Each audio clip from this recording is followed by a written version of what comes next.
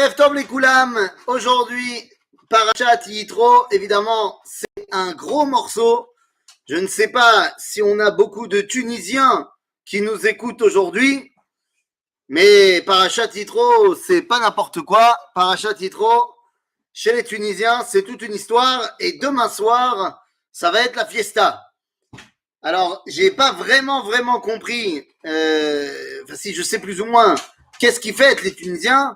Une histoire d'épidémie, une histoire de fin d'épidémie, une histoire de pigeons, une histoire de garçons et une histoire donc de on mange dans de la dinette que des pelats qui sont petits et on fait la fête des garçons. Moi je dis, et pourquoi pas que Parashat Yitro marque aussi, qui sait, la fin du coronavirus et que cette fête qui était jusqu'à maintenant une fête de Tunisiens devienne une fête pour tout le peuple juif. Amen. Bon, on verra bien. Hein. En tout cas, nous, on va parler de Parashat Yitro. Et ma question est la suivante. La question qui va nous animer tout notre cours, c'est, on sait, c'est la Parashat des 10 commandements. Parashat très importante. D'ailleurs, j'ai cru comprendre, alors je ne sais pas où on en est. Demain, il va y avoir une autre discussion. Est-ce qu'ils vont allonger le Séguer? Est-ce qu'ils ne vont pas allonger le Séguer? Moi, je pense que ce serait bien, quoi? Ils ont déjà allongé? Non, ils n'ont pas encore allongé. On ne sait pas s'ils ont rallongé ou pas. Ça va rallonger, ça va pas rallonger. En tout cas, moi, je leur aurais dit, bah, écoute, si tu n'allonges pas, au moins, les gens ils pourront venir à la synagogue pour les 10 commandements. C'est pas une mauvaise chose. Donc, en tout cas, c'est évidemment une paracha très importante, une paracha centrale, bien sûr. Et ma question, parce qu'on connaît les 10 commandements, en fait, ma question est la suivante. Pourquoi on a besoin des 9 autres? Je m'explique. Si j'admets que le premier des 10 commandements est celui qui est le véritable important, d'ailleurs, entre parenthèses, on va même avoir des avis chez nos sages qui vont dire que, en fait, on a entendu que le premier des 10 commandements, d'autres avis on va entendre que les deux premiers. Mais dans tous les cas, le premier, c'est celui qui est important, puisqu'on cherchait à entendre Dieu. Mahamad Ar-Sinaï, son rôle, c'est le dévoilement de Dieu. Donc, le dévoilement de Dieu a été atteint dans le premier des 10 commandements. On n'a pas besoin des 9 autres. Et donc, on va essayer de comprendre pourquoi est-ce qu'ils sont là, les 9 autres. S'il s'agit de me dire que toute la Torah est résumée dedans, je veux bien, mais c'est des vortim. Comment ça, c'est des vortim? Si tu prends l'ensemble des 10 commandements, l'ensemble des lettres qu'il y a dans les 10 commandements, que ce soit Parashat Yitro et Parashat Vaïtranan, on arrive à 613 lettres. Babam! Non, c'est faux. On n'arrive pas à 613, on arrive à 620. C'est-à-dire les 613 mitzvot plus les 7 mitzvot Bnei Noach. Tov, c'est yafé, c'est une belle dracha. Mais en vrai, les 10 commandements ne sont pas, en vrai, plus importants que le reste de la Torah. Il y a un minhag. Qui existe dans le peuple juif. Et donc, les minhagim du peuple juif, tu ne peux pas les enlever. Mais c'est un minhag dans lequel moi, je ne me reconnais pas. Qui est de se lever pour la lecture des 10 commandements. Je ne m'y reconnais pas, pourquoi? Eh bien, parce que ceux qui sont dans ma synagogue, ceux qui me connaissent, eh bien, savent que, et même avant d'avoir été rabbin, je suis debout pendant toute la lecture de la Torah, quelle qu'elle soit. Pendant toutes les lectures de la Torah, je suis debout. Donc, si quelqu'un il se lève pour la lecture de la Torah, bah, il se lève pour tout, y compris les 10 commandements. Mais si tu ne te lèves pas, en général, pour la lecture de la Torah, il n'y a pas de raison de se lever pour les 10 commandements. Parce que les 10 commandements ne sont pas plus importants en soi que le reste de la Torah. Et pourtant, en mala'asot, on n'enlève pas les minagim du peuple juif. D'ailleurs, je vais le dire vendredi soir dans ma synagogue, et tu verras qu'ils vont quand même se lever Shabbat matin. Ben oui, évidemment. Parce que en mala'asot, minag c'est minag. En baya. Mais je veux comprendre à quoi servent les 9 autres commandements. Ils ne sont pas là pour m'enseigner les mitzvot. Parce que toutes les choses qui sont marquées dans les 10 commandements vont être remarquées dans la Torah ailleurs. Donc elles ne sont pas là pour m'apprendre. On n'apprend pas Shabbat du fait qu'il y a marqué dans les 10 commandements Zachor et Yom Shabbat le Kocho. Ou le Kadesho. Non le Kocho, le Kadesho, c'est déjà marqué dans d'autres endroits dans la Torah qu'il faut faire Shabbat. Donc, à quoi servent les 9 commandements? Eh bien les amis, on va essayer de répondre à cette question ensemble. Et pour cela, eh bien, je nous ramène au tout début de notre paracha. Au tout début de la paracha, il y a marqué Vaishma Yitro, et le reste ne m'intéresse pas. Vaishma Yitro. Ma'u Shama. Alors, vous savez que cette paracha est le théâtre d'une grande marloquette, de savoir est-ce que, eh bien, la paracha de Yitro, l'histoire de Yitro qui vient avec tout ça, ça se passe avant Mahamad Har-Sinaï ou après Mahamad Har-Sinaï. Il y a des commentateurs qui disent comme ça, d'autres qui disent comme ça. J'ai l'habitude de dire que c'est pas très important parce qu'au final, Akadosh Baruch Hu a décidé de mettre cette paracha avant. Donc même si chronologiquement elle s'est passée après, nous, pour notre enseignement, elle se passe avant. Et donc il faut la comprendre comme si elle était véritablement avant. Et donc, la question est reposée. Qu'est-ce qu'il a entendu pour le faire venir? Comprenez-moi bien. Yitro, il connaît très bien Moshe, c'est son beau-père, il l'a formé pendant 40 ans, il lui a donné sa fille, tout ce que tu veux. Il connaît aussi l'objectif de pourquoi Moshe est parti en Égypte, et il sait également qu'il est sorti d'Égypte. Parce qu'ils avaient un groupe WhatsApp avec la famille, et donc quand Moshe il a envoyé un WhatsApp avec un smiley, avec un cœur à Tzipora pour lui dire « Ça y est chérie, on est sorti d'Égypte », ben c'est sûr que Yitro, il était au courant aussi. Barour. Donc, pourquoi est-ce qu'il n'est pas venu tout de suite? Il a attendu quelque chose. Il a attendu d'entendre quelque chose. Alors, qu'est-ce qu'il a entendu? Nous dit Rashi. Enfin, Rashi cite la Gemara.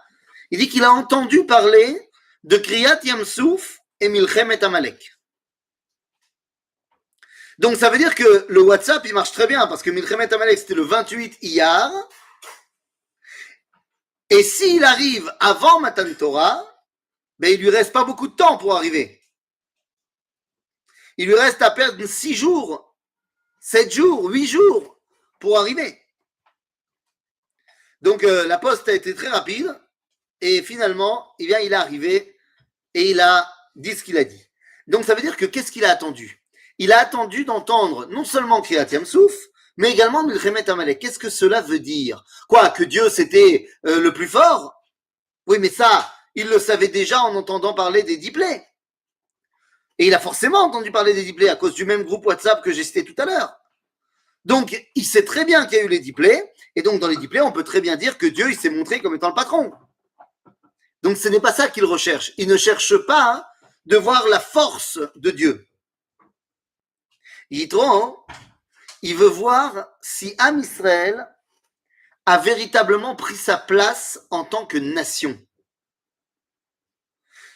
Yitro, vous le savez, fait partie quelque part de la famille. Eh oui, vous vous rappelez, Yitro fait partie de la famille quelque part, non? Pas seulement parce que c'est le beau-père de Moshe, avant même d'être le beau-père de Moshe. Pourquoi Yitro fait partie de la famille? D'où je le sors, cette histoire?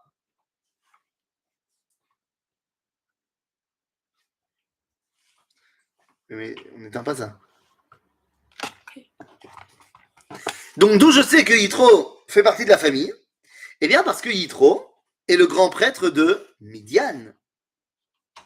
Or Midian, comme vous le savez, fait partie de la famille. Eh oui, qui est Midian?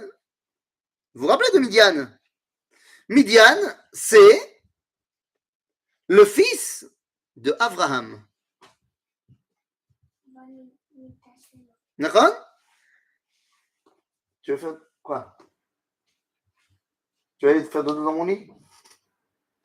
Tiens. Allez, allez dans le lit faire dodo. Yalla. Bekitsour, Midian, c'est un des enfants d'Abraham. Et oui, rappelez-vous qu'Abraham, après la mort de Sarah, il a déjà donc 2 enfants, Yitzhak et Ishmaël, il décide de se remarier avec Ketura. Et avec Ketura, il va avoir encore 6 enfants. Le seul qui nous intéresse, Dai, Bemet chez Dai. Shira.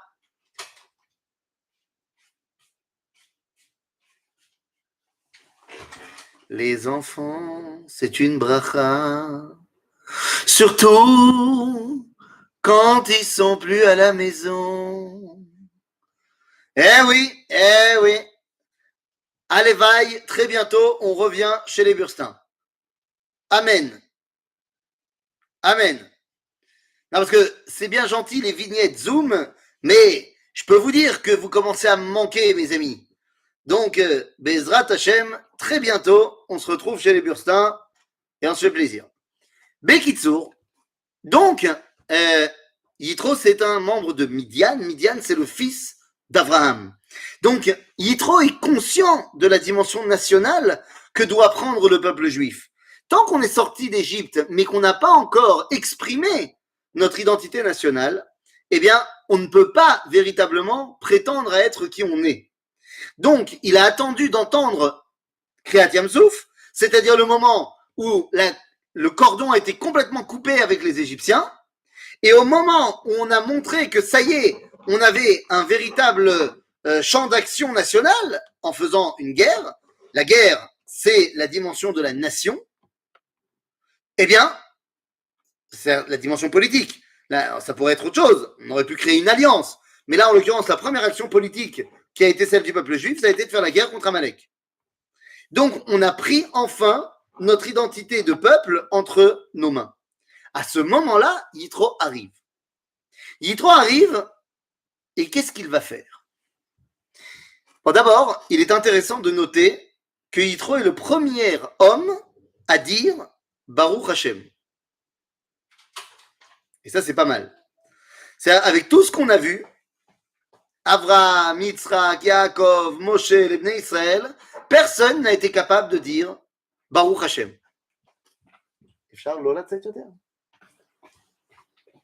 Personne n'a dit Baruch Hashem. Et Yitro, il arrive, boum, Baruch Hashem, Asher Etzil Etrem Miyad Mitzrayim ou Miyad Paro. Et là, on comprend très bien ce proverbe en hébreu qui dit Ein Baalagan Makir Babalagan. Ou alors, comme le disent nos sages dans le Talmud, En Baal Anes Makir Benisso. C'est-à-dire quand tu es dans l'événement, tu n'arrives pas à avoir un regard global sur l'événement et de pouvoir porter un jugement. Tu es trop dedans. Et donc, eh bien, il fallait un regard extérieur pour nous dire waouh, Baruch Hashem. Et Yitro arrive et vous connaissez l'histoire, il vient pour faire des remarques à son élève. Mais 2 secondes, on connaît ces remarques. Moshe est en train de juger tout le peuple juif, seul. Il est assis et le peuple fait la queue. Et Moshe rend la justice. Et Yitro vient lui dire, mais enfin, ça ne marchera pas ton truc. C'est pas possible que tu rendes la justice tout seul. Nabol, Tibol, tu n'y arriveras pas. Donc, mets en place des tribunaux, des tribunaux de section, de région, pour grosses affaires, pour petites affaires. Saré Alafim, Saré Meot, Saré Chamishim, Saré Asarot. Ma question, elle n'est pas sur le conseil donné par Yitro. Ma question, elle est sur Moshe. Non mais Bémet, Moshe, tu te rappelles, enfin, on se rappelle tous que Moshe, avant d'être Moshe Rabbeinu, Moshe a quand même été, pendant 40 ans, les 40 premières années de sa vie, prince d'Égypte. Et l'administration américaine, toujours être soucieuse également de faire très vite oublier les politiques de Donald Trump au Proche-Orient. Washington pour revenir rapidement au profit des Palestiniens. Il y en a qui regardent I-24. Ah oui, il y en a qui regardent I-24. Oui. Oui, ben alors, c'est ça le problème. ceux qui mettent I-24, ils peuvent se mettre en silencieux.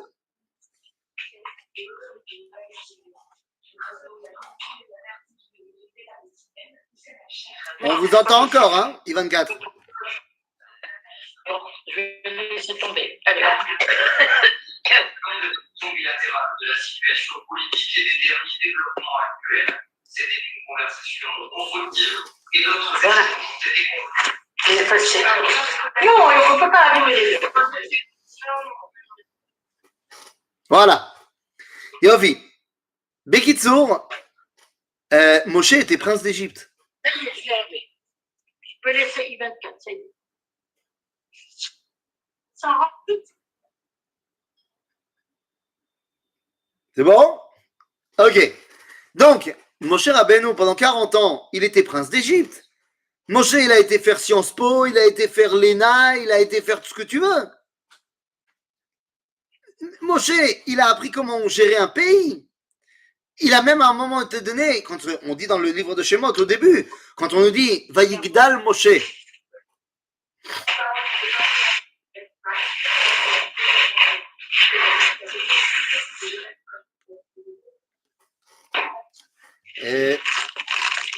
Chez la famille Toledano, ça fait beaucoup de bruit.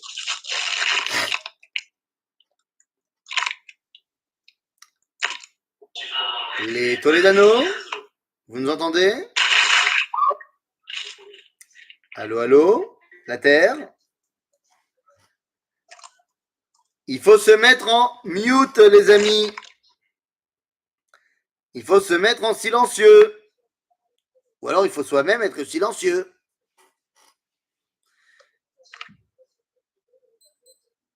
Nous, après 1 an de Zoom, on a appris, non?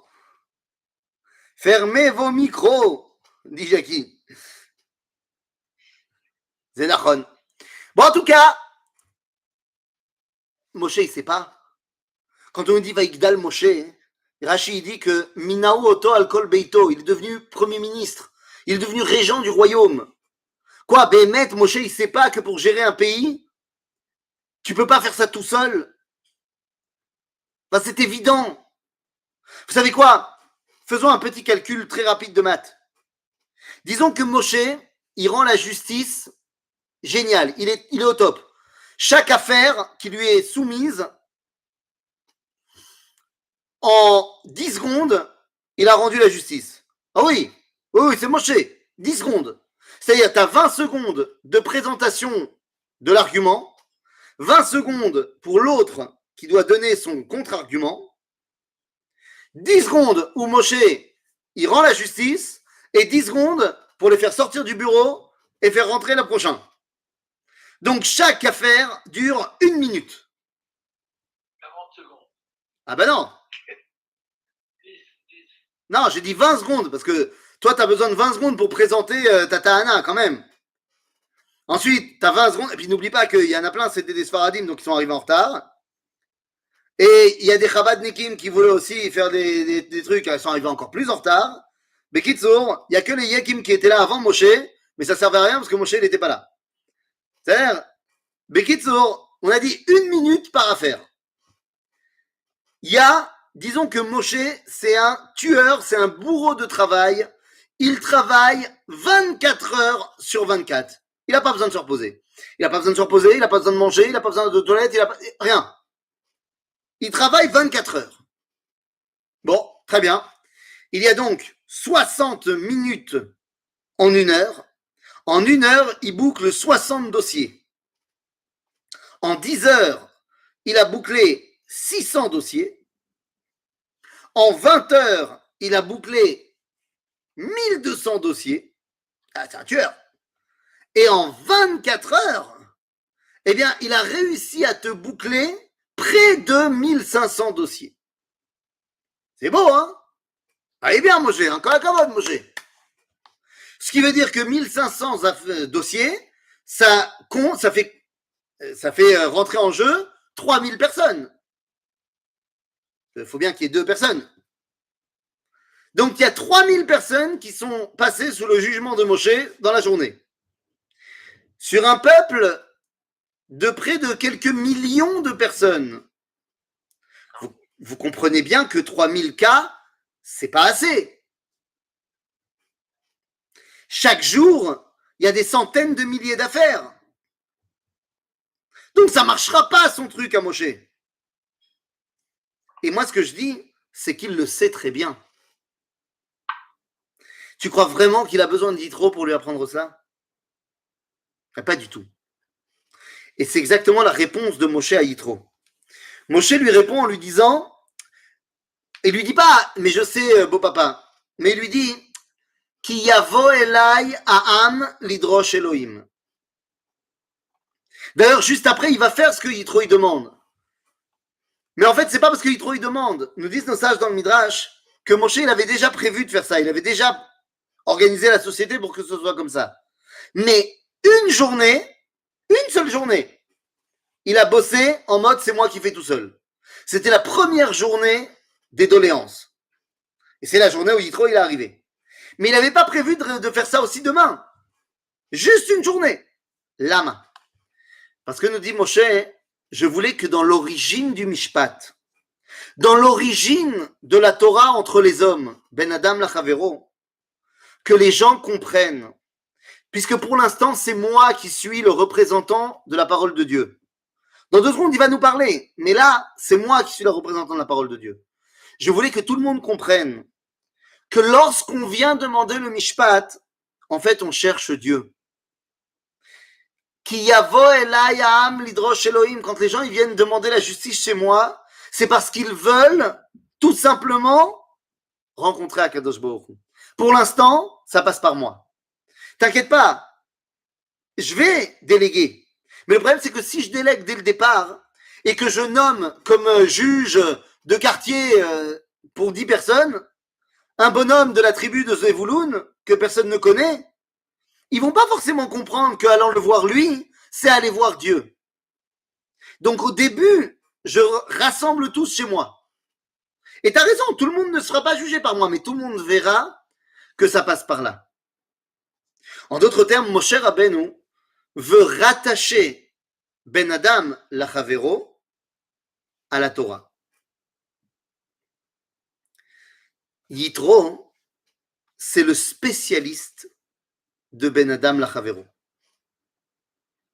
Toute sa Torah, elle est Ben Adam Lachavero. Toute sa Torah, elle est l'homme envers son prochain. Je vous rappelle qu'il a accueilli Moshe lorsqu'il a entendu que Moshe avait sauvé ses filles. Lorsqu'il voit un homme faire une bonne action envers son prochain, Yitro, il est au top.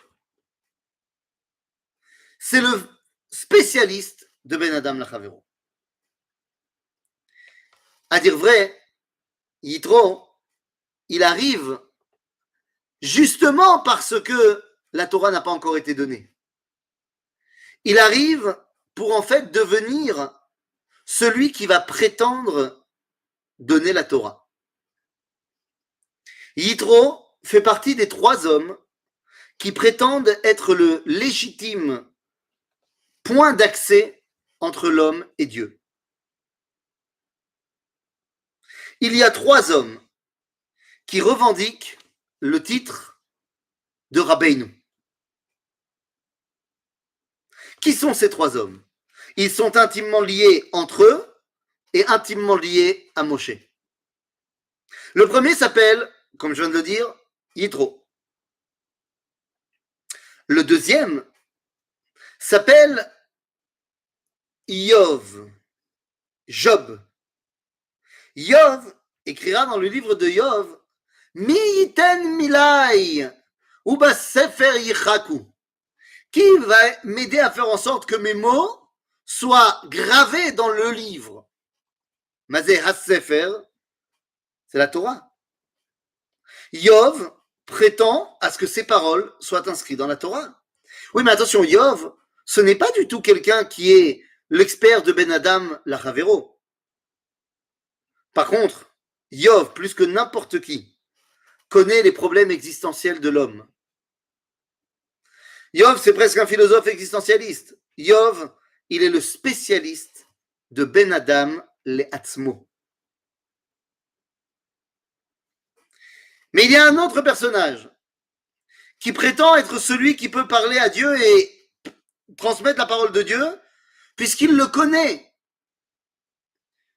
Ou Yodea Da'at Elyon. Eh oui, Yodea Da'at Elyon, tu as compris, c'est Bilham. Bilham, il n'a pas de très bon rapport avec les autres.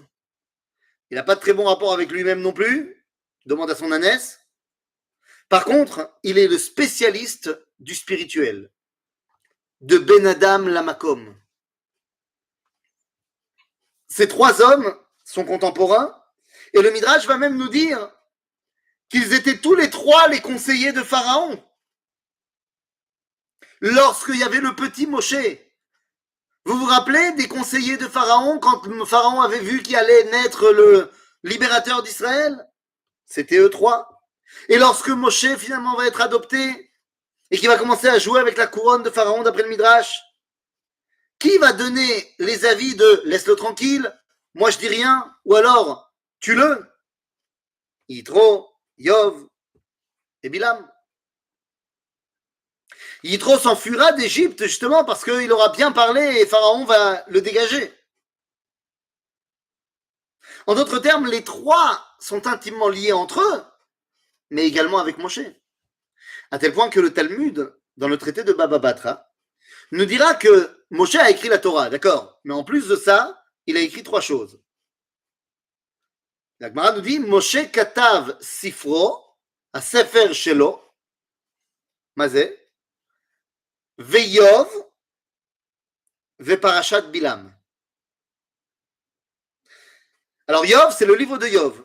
Parashat bilam, c'est plus ou moins toute la parashat de Balak qu'on a dans le livre de Bamidbar.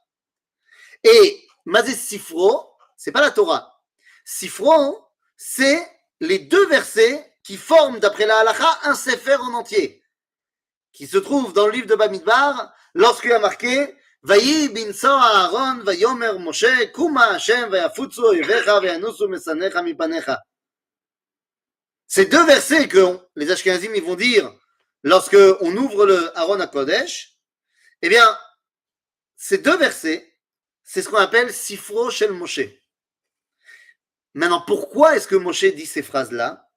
Ces phrases arrivent juste après qu'il ait demandé, que Moshe ait demandé à Yitro de rester avec eux, de devenir leur guide. Yitro refuse, alors Moshe dit ces phrases à sa place. En d'autres termes, ça aurait dû être les phrases de Yitro. Mais comme il ne les a pas dit parce qu'il a refusé de prendre part à l'aventure, alors Moshe est devenu Yitro. Moshe qui est capable d'écrire Vayi binso Aaron, c'est que Moshe est Yitro. Moshe qui est capable d'écrire le livre de Yov, c'est que Moshe c'est un peu Yov. Et Moshe qui est capable d'écrire la paracha de Bilam, alors qu'en fait c'est la seule paracha où il n'y a aucun contact avec le peuple juif, c'est qu'il est capable d'avoir les mêmes prophéties que Bilam. Il est un peu Bilam. Et c'est exactement ce qu'on vient de dire.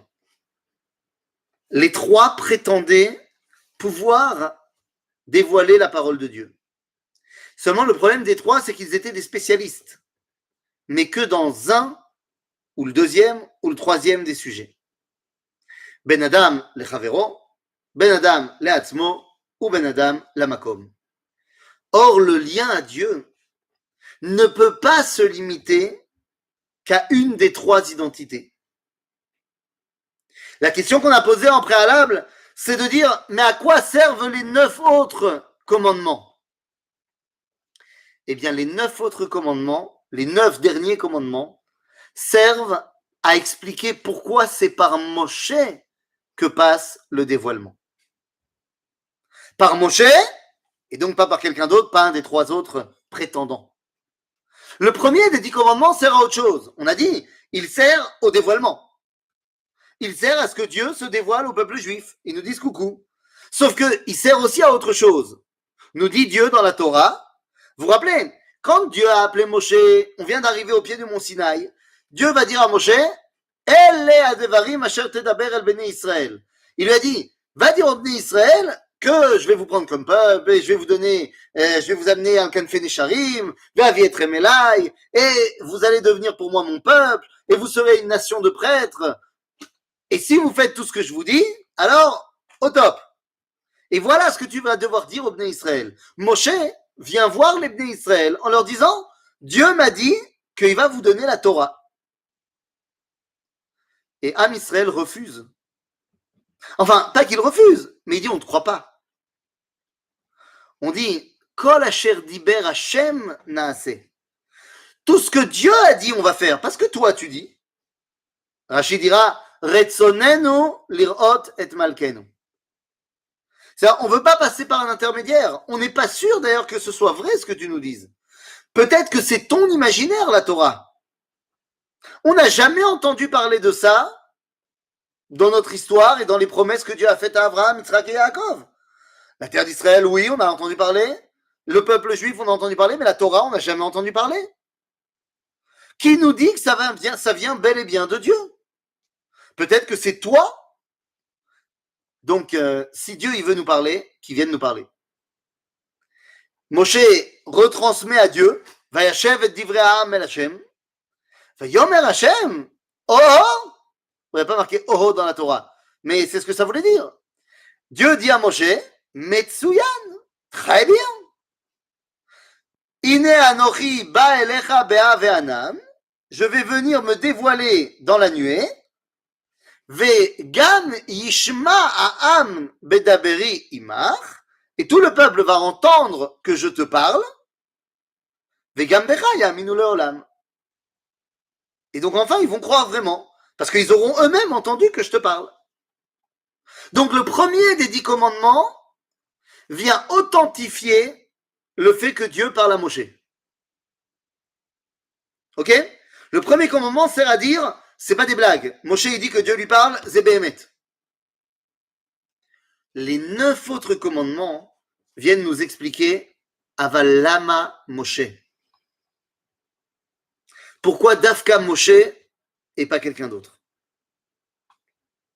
Alors, quelqu'un d'autre, on a compris qui étaient les prétendants. Et c'est pourquoi, eh bien, on va étudier maintenant ces 9 autres commandements, mais on va les diviser en 3 groupes. 3 groupes de 3 commandements, 3 commandements et 3 commandements. Et vous allez voir que les choses sont limpides. Pourquoi il faut les diviser en 3 groupes? Eh bien, parce qu'il y a 3 dimensions de relation à Dieu. Ben Adam, la Makom, Ben Adam, la Chavero, Ben Adam, la Atzmo. L'homme envers Dieu, l'homme envers son prochain et l'homme envers lui-même. Seulement, dans chacune des dimensions, on peut retrouver les autres. Il y a un petit peu de Ben Adam, la Chavero, même quand je suis lié à Dieu. Il y a un peu de Ben Adam, la Atzmo, même quand je suis lié à Dieu. Et inverse, il y a un peu de relation à Dieu lorsque je parle avec mon prochain. Il y a un peu de relation à moi-même lorsque je parle à mon prochain.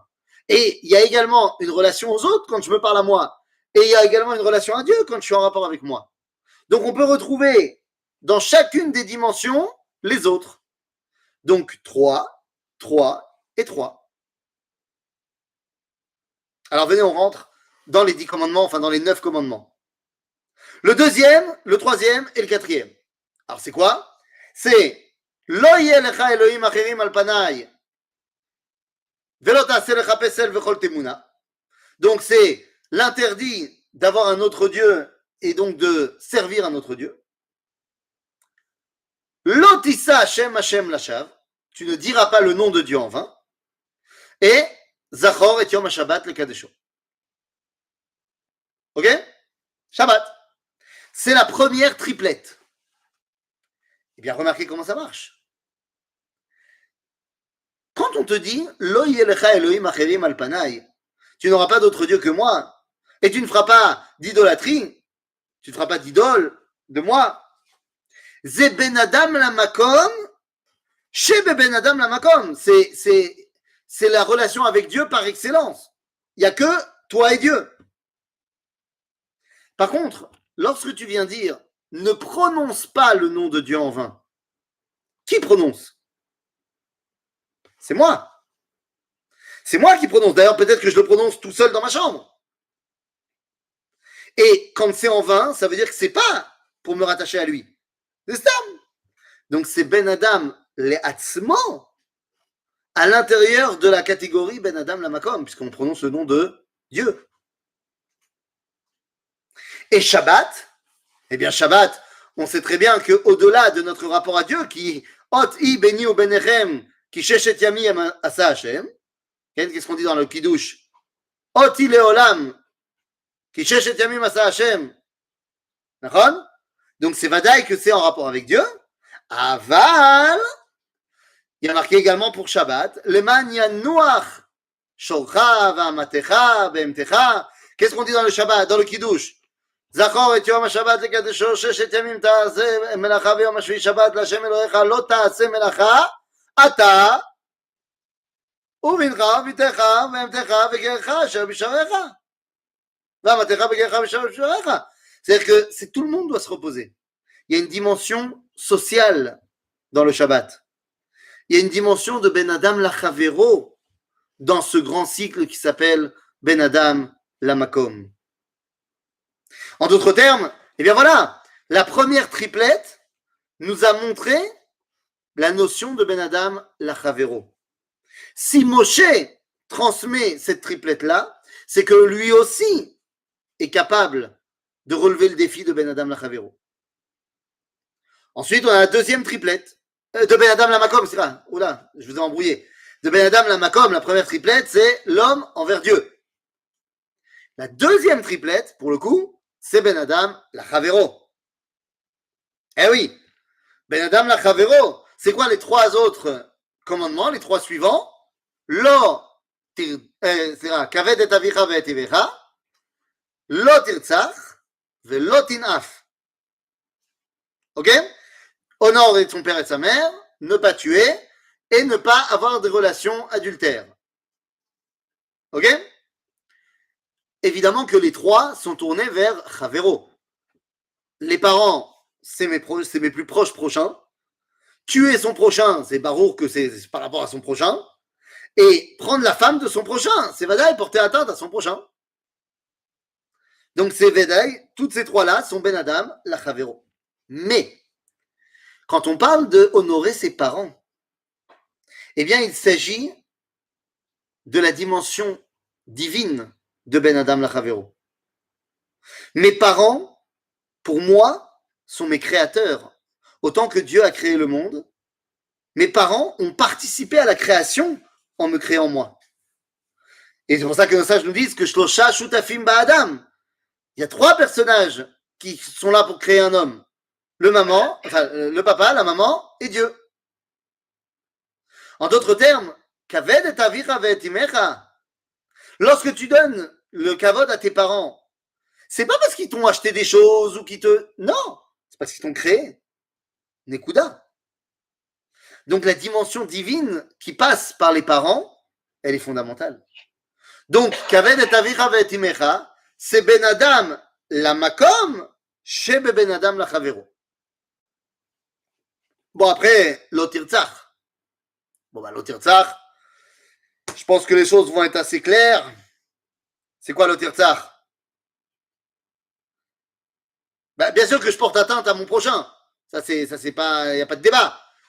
Mais c'est moi qui suis devenu un meurtrier. C'est moi qui ai maintenant complètement perverti mon âme. Donc c'est évident que le premier touché que j'ai tué quelqu'un, c'est celui que j'ai tué. Mais ensuite c'est moi. Donc c'est Ben Adam Le'atzmo à l'intérieur du prisme qui s'appelle Ben Adam Lachavero. Et puis Lotinaf. J'ai pris la femme de mon prochain. C'est Ben Adam Lachavero. Chez Ben Adam Lachavero. C'est au top du Ben Adam Lachavero.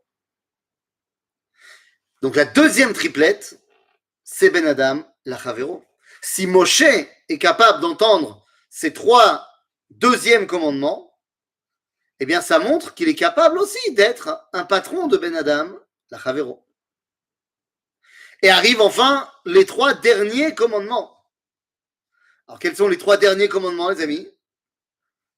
Lo tignov, lo ta'ane bereacha et shaker, velo tachmod. C'est-à-dire, tu ne voleras pas. Alors, je ne rentre pas dans la marloquette de savoir est-ce qu'il s'agit ici de voler des biens ou de voler des personnes, le kidnapping. Par contre, le mot, c'est tignov, c'est pas tigzol. Il y a une différence entre l'ignov et l'ixol. On y reviendra en 2 secondes. Donc, c'est tu ne voleras pas. Ensuite, tu ne feras pas de faux témoignages. Et enfin, tu ne convoiteras pas ce qui appartient à ton prochain, que ce soit sa femme, sa maison, ce que tu veux. Le vol c'est lotignov. Quelle est la différence entre gzela et gneva? D'après la halakha, le plus grave des deux, entre gzela et gneva, c'est gneva. Mais peut-être que tu as volé la même chose. C'est pas gzela, c'est jusqu'à 1000 euros, et gneva, c'est au-delà. Non, non. Gzela, c'est bégalouille, c'est la journée, c'est t'as été volé la banque en pleine journée, tu dis les gars, c'est un hold-up. Gneva, c'est basseter. Okay, Gneva, c'est en secret. Lama zéoter, c'est plus dur, Gneva. Eh bien, parce que nous dit Razal, ma, begneva ou choshev shu yechol lignov et da'at hamakom. C'est quand tu vas voler en public, t'as peur de personne. T'as ni peur des hommes, de la police que tu veux, et t'as pas peur de Dieu non plus. Au moins, t'es cohérent. Mais celui qui vole en secret, le soir, quand personne regarde, il pense qu'il peut voler Dieu. Il a peur des hommes, mais il n'a pas peur de Dieu. Il a peur de se faire choper par les hommes, et il pense qu'il ne va pas se faire choper par Dieu. Non, Bémet. Azugonev et da'at hamakom. Azagneva lotignov. C'est vrai que c'est moi le voleur. C'est vrai que tout ça, c'est le prisme. Les trois derniers sont Ben Adam La'atzmo. C'est moi qui me fais du mal. Mais il y a cette dimension de Ben Adam La'makom à l'intérieur de Ben Adam La'atzmo. Ensuite, on parle de l'otane bereacha et shaker. C'est-à-dire, tu ne feras pas de faux témoignages. Bon, ben là, il est évident que celui qui témoigne, celui qui change la vérité, c'est moi. Donc, celui qui est perverti à ce niveau-là, c'est Madaï Ben Adam La'atzmo. Mais c'est pour porter atteinte à mon prochain. Tu ne feras pas de faux témoignages envers ton prochain. Tu ne peux pas témoigner pour toi-même, donc c'est envers ton prochain. Et enfin, l'otachmod. Tu ne convoiteras pas la femme de ton prochain, c'est bien. Mais la convoitise, quand est-ce qu'on fait la Avera de l'otachmod? Dit Razal, l'otachmod, c'est balev. C'est uniquement balev. Ça se passe que dans le cœur. C'est-à-dire, si je convoite la femme de mon prochain dans le cœur, et qu'après, je lui envoie un message pour l'inviter à dîner, le fait de lui envoyer un message et de l'inviter à dîner, ce n'est plus l'otachmod. Ça rentre déjà dans Geder de Issour Arayot. C'est-à-dire, à partir du moment où j'ai fait un maasé, c'est plus l'otachmod, c'est autre chose. C'est aussi interdit, mais c'est pas l'interdit de tu ne convoiteras pas. La convoitise, c'est dans le cœur au niveau de la halakha. Donc ça veut dire que l'otachmod, c'est ben adam la'atzmo, she betor ben adam la'atzmo. C'est ani, ani, ani. Et donc vous voyez que les 9 commandements qui suivent le premier, qui étaient là pour authentifier que Moshe, bel et bien, c'est Dieu qui lui parle, eh bien les 9 commandements qui suivent sont là pour nous expliquer que Moshe a été choisi parce que il est capable d'être un expert Ben Adam la Makom, d'être un expert Ben Adam la Chavero et d'être un expert Ben Adam la Atzmo. Bilam, Yitro et Yov étaient des experts, mais que dans l'un des trois parties dans lesquelles Dieu se dévoile. Moshe a été choisi parce qu'il est capable d'être et l'un, et le second, et le troisième. Et en cela, Moshe Rabbeinu, eh bien, se montre complètement digne d'être celui qui va transmettre la parole d'Akadosh Baruch Hu.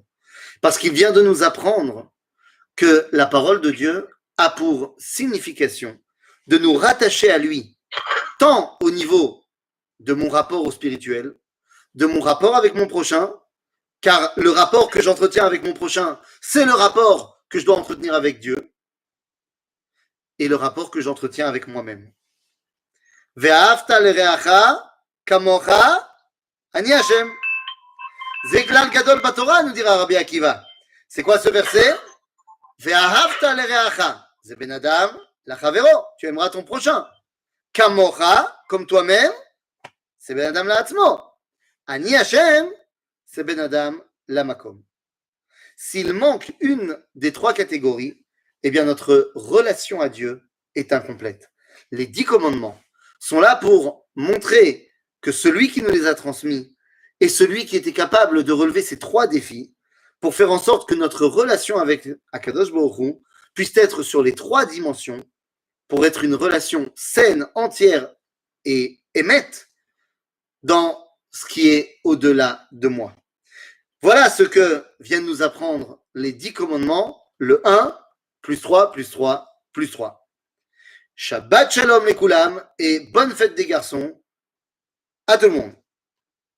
Est-ce que quoi? Est-ce que je peux redonner? Monique, quoi, si vous voulez? J'ai pas vu. Attends.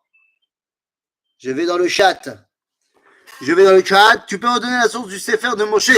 Ah oui, tout à fait. Sefer de Moshe, donc j'ai dit, le Talmud dans le traité de Baba Batra nous dit que Moshe a écrit son livre. Également, il a écrit Yov et également Parashat Bilam.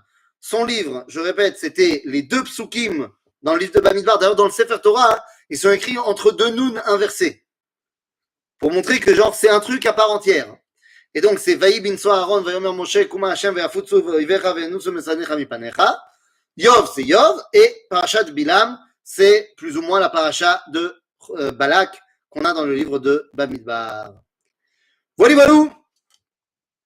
Shabbat Shalom les Koulam. Merci d'avoir visionné cette vidéo. Je vous invite à vous abonner à notre chaîne InMode pour plus de replays, de conférences, de cours, d'interviews. Cliquez sur le bouton juste ici et vous êtes abonné à l'InMode. À très bientôt.